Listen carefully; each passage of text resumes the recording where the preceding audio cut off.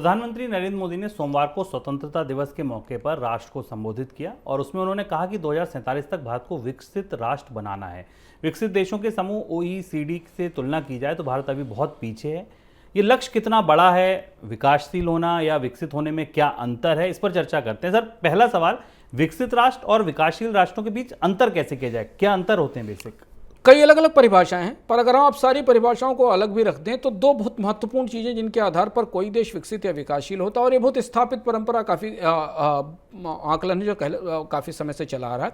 और इसे शुभ में एक मैक्रो इकोनॉमी के स्तर से देखा जाता है और दूसरा इसको हम नैनो इकोनॉमी कह सकते हैं, उस स्तर से देखा जाता है। मैक्रो इकोनॉमी में सबसे महत्वपूर्ण चीज़ है कि उस देश के लोगों की प्रति व्यक्ति आय कितनी है, यानी लोगों की पर कैपिटा इनकम कितनी। इनकम ही किसी देश के लोगों को विकसित, विकासशील और उससे भी और बहुत सारी कैटेगरी हैं, low income, low middle income, इस तरीके की कैटेगरीज भी आती। विकासशील देशों में भी कई कैटेगरीज हैं। विकासशील देशों में लो इनकम कंट्रीज भी हैं, लो मिडिल इनकम कंट्रीज भी हैं, मिडिल इनकम कंट्रीज भी हैं। तो भारत उस रैंकिंग में करीब 140वें पायदान पर है दुनिया में। और जो नैनो इकोनॉमी है, जहां किसी देश के ह्यूमन डेवलपमेंट इंडेक्स को आधार बनाया जाता है, वो दूसरा पहलू होता है। यदि आपके देश की या किसी देश के लोगों की प्रति व्यक्ति आय अच्छी होगी तो उनका मानव विकास सूचकांक पर शिक्षा, स्वास्थ्य, स्वच्छता, अर्बनाइजेशन, इन सारे पैमानों पर भी उस देश के लोगों की परिस्थिति बेहतर होगी।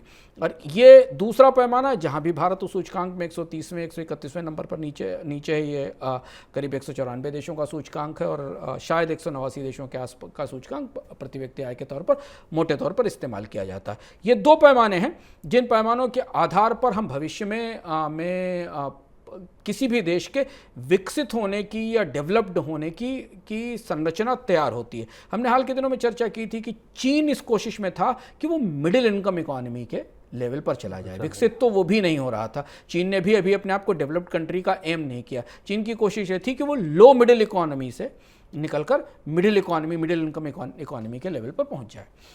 सर, मौजूदा स्थिति भारत की आपने बताई, आपको क्या लगता है कितना दूर है ये लक्ष्य, छलांग कितनी लंबी है? छलांग बहुत लंबी है शोन, और छलांग को समझने के लिए कई सारी चीज़ों को समझना पड़ेगा। और यहीं हम सरकारों की तरफ से इस बात की उम्मीद रखते हैं कि जब वो ऐसे बड़े लक्ष्य रखती हैं तो उसके साथ वो माइलस्टोन भी तय करें, वो व्यवस्था और वो ढांचा भी बताएं कि भारत इस लक्ष्य को कैसे प्राप्त कर सकेगा। चर्चा में बड़ी बात है कि भारत को विकसित देश होना है। OECD देशों की प्रति व्यक्ति औसत आय $48,000 है। भारत उनके मुकाबले 7वां हिस्सा है, यानी भारत की आय जो सबसे गरीब देश हैं उनसे 6 से 7 गुना ज़्यादा है, और जो सबसे अमीर देशों से 60 गुना कम है भारत की प्रति व्यक्ति आय। भारत यहाँ पर खड़ा हुआ है। 25 वर्षों में अगर भारत को OECD देशों के आसपास, जो कि विकसित देश माने जाते हैं, उन्हें अगर उनके आसपास पहुंचना होगा तो भारत को 9 से 10%, बल्कि कुछ वर्षों में 12% की प्रति व्यक्ति आय में बढ़ोतरी चाहिए होगी। और यही हम वो नैनो इकोनॉमी की बात करें, चाहे वो इन्फेंट मॉर्टेलिटी रेट हो, शिशु मृत्यु दर हो भारत में शिशु मृत्यु दर घटने में 2047 आ जाएगा, तब वो 1% के आसपास आ जाएगी।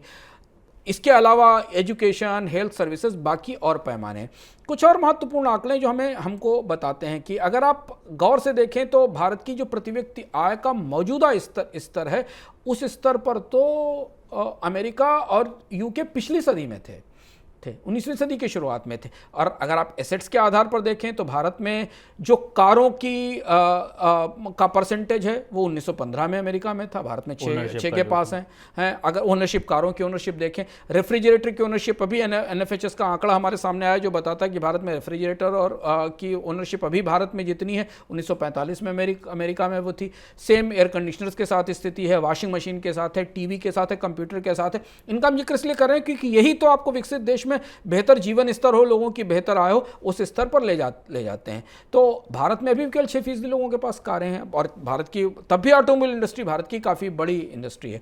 तो ये सब कुछ अगर आप व्यवहारिक रूप से तुलना करें, चाहे वो एसेट ओनरशिप के आधार पर, चाहे लोगों की प्रति व्यक्ति आय के आधार पर, या मानव विकास सुविधाओं के आधार पर, भारत के लिए बहुत कठिन और बहुत लंबी चढ़ाई है और बहुत लंबी छलांग की ज़रूरत होगी। उस छलांग के लिए बहुत बड़ी ताकत लगाने की ज़रूरत होगी, और वो अभी उसका कोई प्लान स्पष्ट रूप से हमें नहीं दिखता है।